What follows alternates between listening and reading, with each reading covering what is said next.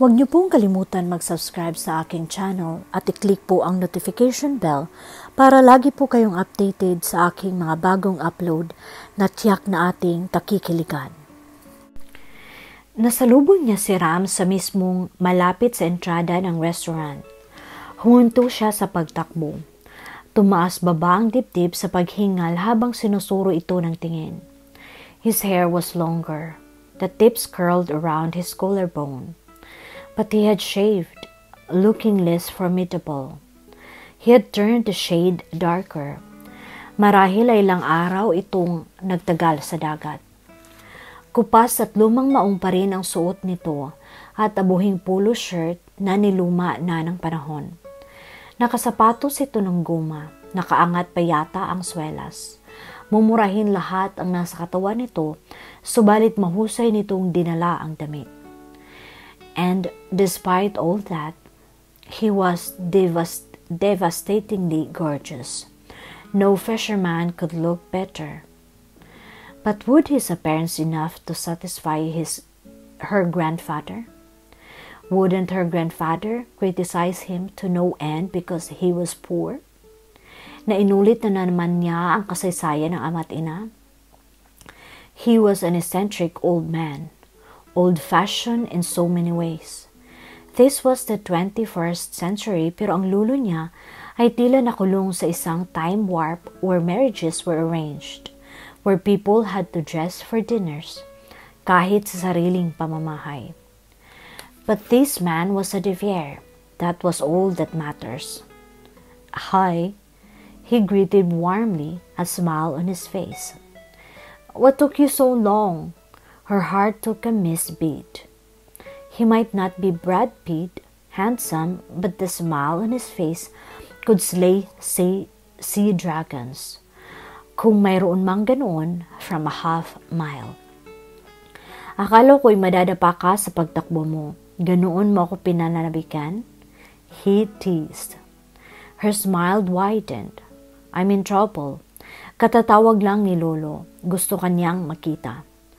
Nabawasan ang ngiti nito, tumango. Ano ang sinakyan mo patungo rito? Bakit sa dagat ka galing? Dugtong niyang tanong. Nakisakay ako sa lansya ng kakilala kong patungo sa kabilang isla. Matatagalan akong makarating dito kung sa highway ako dumaan. Gusto mo bang munang magpahinga o kumain kaya muna? He raised an amused brow. Libre? Ang buhay milyonaryo mo ay nagsisimula sa sandaling ito. Sagot niya, humoring the truth. Hindi niya nakuha ang inasahang reaksyon. Sa halip ay pumormal ito. Hindi ako nagugutom. Kung alis tayo ay ngayon na. Habulin natin ang 11:00 biyahe ng ferryboat. Tumango siya. Magbibihis lang ako. Patalikod na siya nang tawagin siya nito. Huwag mong kalilimutan ang paunang bayad. Of course, nagpatuloy siya sa paglakad. Suddenly, she wished she had met him in another circumstances. She wished she wasn't paying him to do a job of pretending to be her husband. She wished she was really damn. They boarded the ferry boat. Kasama na ang two-door Toyota Corolla niya. Kaninang inilabas niya sa resort ang kotse, ay naasahan na niyang alokin siya ni Ram na ito ang mag-drive. Tulad sa isang typical macho na hindi gustong ipagkatiwala sa isang babae ang manipela. But perhaps he wasn't a typical macho man. Naupo ito sa passenger seat sa kanan niya and enjoyed her driving. At bagaman alam niyang may mga mali siyang pagliko sa sharp curves, hindi nagkomento si Ram. Nalihim niyang ipinagpasalamat at pinagsikapan niyang muling maayos ang pagmamaneho. They exchanged a few and idle talks throughout the 2-hour drive to Calapan Port. Mostly sa kanya nagagaling ang pagsasalita. In 2.5 hours, nasa Batangas Pier na sila. Ni hindi siya nagkaroon ng pagkakataong makausap ito ng matagal. Matapos siyang mailagak nito sa isa sa mga couch, ay nagpaalam itong papanhik sa deck. Bumaba ito sa kanya 10 minuto bago dumaong ang ferryboat. Sa pagkakataong iyon ay binigay niya rito ang manibela. Tahimik silang nagbabiyahe patungong Maynila. Hindi pa sila nanananghalian pero walang isa mang sa kanila ang nagsuhestyon huminto upang kumain.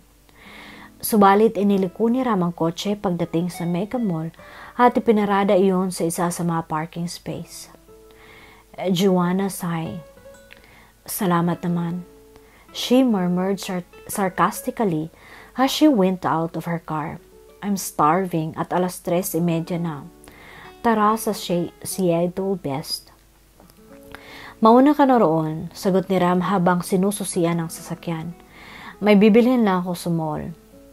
Ang Seattle's Best ay isang coffee shop at nasa building. Kaya kong hanapin iyon. Putol nito sa sinasabi niya at kaswal na tinig. Sinasabi ko lang para hindi ka mahirapang maghanap.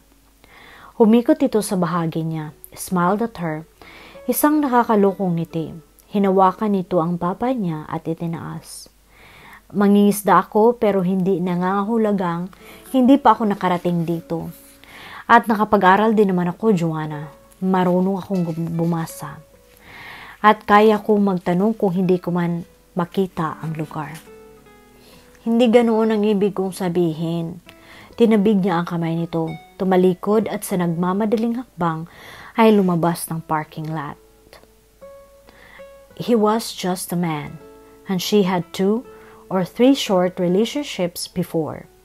She had even allowed one boyfriend to kiss her, but never had she been aware of any man until this man, and why such a simple touch affected her so much.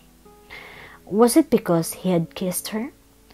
If truth be told, hindi na alis sa isip niya ang halik na iyon sa dalampasigan. And every time she thought about it, she felt her downy hairs raised and she shivered deliciously. Don't be ridiculous. Saway ng kabilang bahagi ng isip niya. Don't complicate things as it were already by getting attracted to that man. Attracted? She dismissed the idea as fast as it came to her mind. She was sipping her second cup of espresso idly. Kanina pa niya naubos ang croissant na in-order niya kasama ang unang tasa ng kape na kinain at ininom niya ng napakabagal. At mula sa mesa ay lumapit na rin siya sa couch ng coffee shop at dinala roon ang pangalawang tasa ng kape niya. 1 oras at 5 minuto na siyang naghihintay roon at hindi na siya mapalagay. Sa Batangas ay nag-withdraw siya at ibinigay niya rito ang 25,000. Hindi niya gustong isiping itatakbo nito ang halagang iyon. Sa halip ay tinuon niya ang isip sa mangyayari sa susunod na 2 linggo. It seemed as if the whole scheme was a crazy dream. Ito na yata ang pinaka-impulsive na bagay na nagawa niya sa buong buhay niya. At kanina, habang nagbabiyahe sila ay parang gusto niyang umatras. Pero alam niyang hindi na niya magagawa iyon. Naghihintay sa kanila sa hapunan ang abuelo. Pero paano nga kung pinag-interesa ni Ram ang halagang ibinigay niya rito at wala itong balak na puntahan siya roon? Anong panibagong kasinungalingan ang sasabihin niya sa abuelo? While sipping her already cold coffee slowly, pasulyap siya sa 2 entrada ng coffee shop. She would give him another hour and then she would leave. Fear and worry crossed her chest at the thought. Sa una, hindi niya agad nakilala si Ram. Subconsciously, she was expecting a tall man in a faded blue jeans and an old gray polo shirt. Kaya naman napanganga siya sa pagkamangha ng lumitaw sa harap nito. He was grinning at her. Kung may langaw sa coffee shop na ito, kanina pa pumasok sa bibig mo. She snapped her mouth close. Have a seat. Ano ang gusto mong kainin? Akma siyang tatayo upang magtungo sa counter nang pigilan nito ang braso niya. Relax, Joanna. Kaya kong mag-order. Coffee shop lang ito. At kaya ko ring sabihin ang mga nakasulat na iyon sa itaas ng menu board. Iniwan siya nito at nagtungo sa counter. Tulad niya, may ilang babaeng customers ang sumusunod dito ng tingin. No wonder it took him too long. He had his hair cut short. Nakaputing long sleeve ito at itim na slacks. The shiny black shoes must be leather. Kung hindi man iyong uring may pangalan dahil hindi nito kayang bilhin. Yun sa perang ibinigay niya rito. It was nevertheless leather. Gone was the rugged fisherman she was with this morning. He looked like a handsome business executive, taking time off from his affair in the sunshine. Hindi nito kailangang mahabang manggas, a sports shirt would do, o isang bagong polo. Pero akmang-akma ang suot nito. He would please her grandfather. A smile of admiration appeared her lips. Then her eyes caught his. He winked at her. Her heart fluttered. Niyuko ang kape at agad iyong dinala sa bibig. Sa malakas na air conditioning sa loob ng coffee shop, malamig pa iyon sa ilong ng pusa. But she swallowed it all the way. Kahit pa marahil umuusok sa init iyon, iinumin niya ng dire-diretso. At pinagagalitan niya ang sarili dahil natataranta siya sa isang kindat. Pakiramdam niya ay isa siyang matandang dalagang nakindatan ng isang gwapong binatilyo. Ilang sandali pa ay muli na itong bumalik sa kanya at tinalapag ang tray sa mesa. Naupo sa tabi niya sa couch. He sat closer to her than necessary. Gusto niyang umusog pero magmumukha siyang malisyosa. Uwiw. Sipol nito at binuksan ang ilang botones sa polo shirt. Nakakaila ang mga ganitong kasuotan. Hindi ako komportable. Kung hindi lang malamig dito sa coffee shop ay kanina pa ako pinagpawisan. Bumaba ang tingin niya sa 3 botones na binuksan nito. What he did was to his advantage. The man looked wild and deliciously sexy. Paano ang isang tulad nito ay wala pang girlfriend? O nagsisinungaling ito. Ang ibang lalaki kapag nakakatagpo ng magandang babae ay pinagkakaila ang kasintahan. He could be one of them. She shook her head. Kung ano-ano ang tumatakbo sa isip niya. Habang kumakain ako, sinimulan mo na akong paliwanagan ng mga bagay-bagay tungkol sa iyo at sa lolo mo. May dinukot ito sa bulsa ng polo shirt at pagkatapos ay iniabot sa kamay niya. Sa pagkamangha ni Joanna, ay sinusuot ni Ram sa daliri niya ang isang white gold band ring. Nakalimutan mo ang bagay na ito na importante sa isang mag-asawa. She was speechless. Nakatitig lang sa wedding ring sa daliri niya na tila sadyang isinukat. It was a simple band ring. Her eyes went to his finger. Suot nito ang kapares ng nasa daliri niya. Hindi niya naisip na kailangan nila ng wedding ring. At sa pagkakatitig niya sa singsing sa daliri, ay nagiba ang pakiramdam ni Joanna. Ang pagkukunwari ay tila nagiging totoo. Natulala ka na? He said in a amused tone. Wala ka bang sasabihin? Thank you. Like a child, she said obligingly. Mula sa singsing ay dahang-dahang tumaas ang mga mata niya sa mukha nito. His gaze was warmed on something else. Walang anuman, Joanna darling. Kaswal nitong sabi at itinaas sa bibig ang mug ng kape. Bakit ganyan ang tawag mo sa akin? Para mas convincing. He grinned and he suddenly looked so endearing. May dala ba siyang kung anong pagkislot sa isang bahagi ng kanyang dibdib? But she dismissed it. She stared at him in a businesslike way. I-reimburse ko sa iyo ang halaga nito. Pati na iyong pamasahin natin kanina sa ferry boat. Nagkibit balikat ito at nagsimulang kumain. Sa palagay mo ba ay presentable na akong humarap sa lolo mo? Wika nito nang nasa kotse na sila uli. Bago pa siya makasagot, ay mabilis itong idinagdag. Bilang asawa mo? Puede pasar. Puede pasar. He murmured, a genuine amusement lit his eyes. Mahirap bang tanggapin ang isang mangingistay kaya rin mag-ayos tulad sa isang boss ng kumpanya? Ha, Joanna? Lumunok siya bago sumagot. Ginulat mo ako. Kung sinabi mo sa akin ay sinamahan sana kita sa pamimili.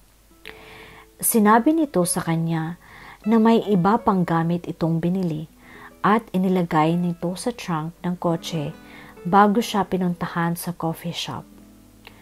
May maipipintas ka ba sa panlasa ko sa pagpili ng damit na isusuot? Devier, are you trying to fish for compliment? Asik niya rito, hindi malaman kung matatawa o maiinis. Mula sa iyo, isang dagdag kumpiyansa iyon sa sarili. Na para bang kailangan mo ng karagdagang kumpiyansa? Osal niya. No, that's a compliment, he said, grinning. She frowned at him. Iyon ang kauna-unahang nakaringgan niya ito mag-English. Hindi mo kailangan pakunutin iyang magandang noo mo dahil lang nakaringgan mo ako mag-English. You'd be surprised. Gumisi ito. The compliment didn't miss her, pero mas ang intrigang nararamdaman niya.